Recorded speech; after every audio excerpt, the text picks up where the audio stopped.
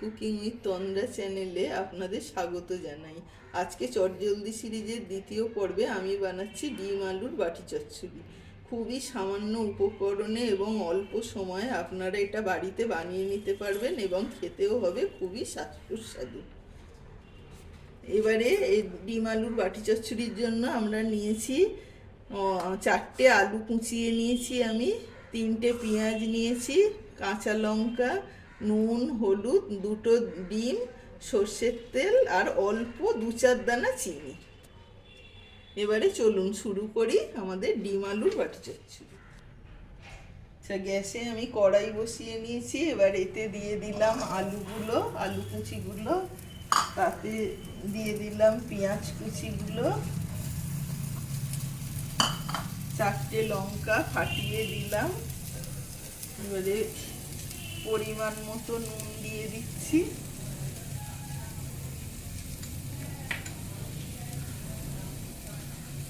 পরিমাণ মতো হলুদ গুঁড়ো আর পরিমাণ মতো সর্ষের তেল।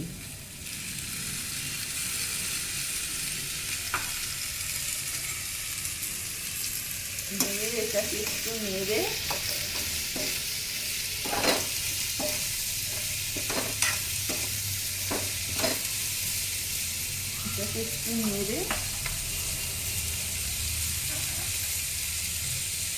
জল দিয়ে দেবো।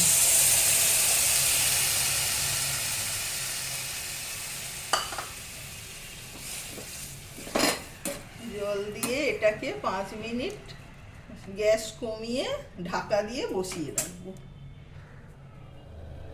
5 মিনিট পর আমি ঢাকাটা খুলে দেখে নিচ্ছি আলুটা কতটা সেদ্ধ হয়েছে।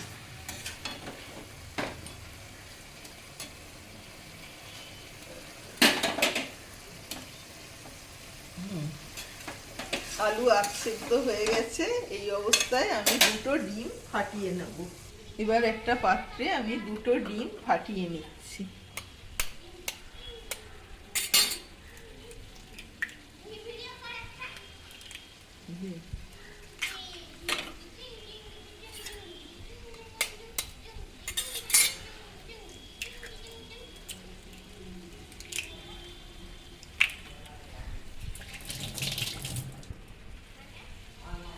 এবারে ফাটানো ডিম দুটো আমি কড়াই দিয়ে দিলাম।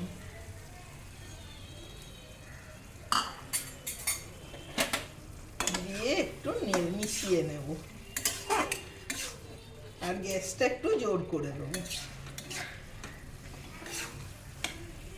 একটু হলে তারপর ঘেঁটে দেবো। এবারে যতক্ষণ না শুকনো হয়ে আসছে আমি নাড়তে থাকবো কড়াই।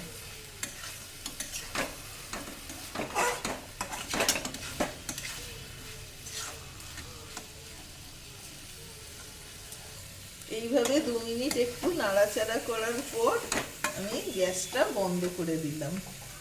আমার ডিম চচ্চড়ি তৈরি হয়ে গেল। এবার একটা পাত্রে আমি ঢেলে নিলাম।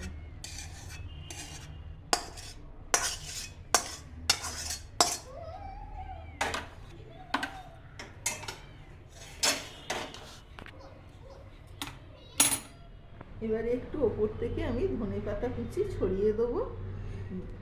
হয়ে গেল আমার ডিম চচ্চড়ি, যেটা গরম ভাতের সাথে খেতে খুবই অসাধারণ লাগবে।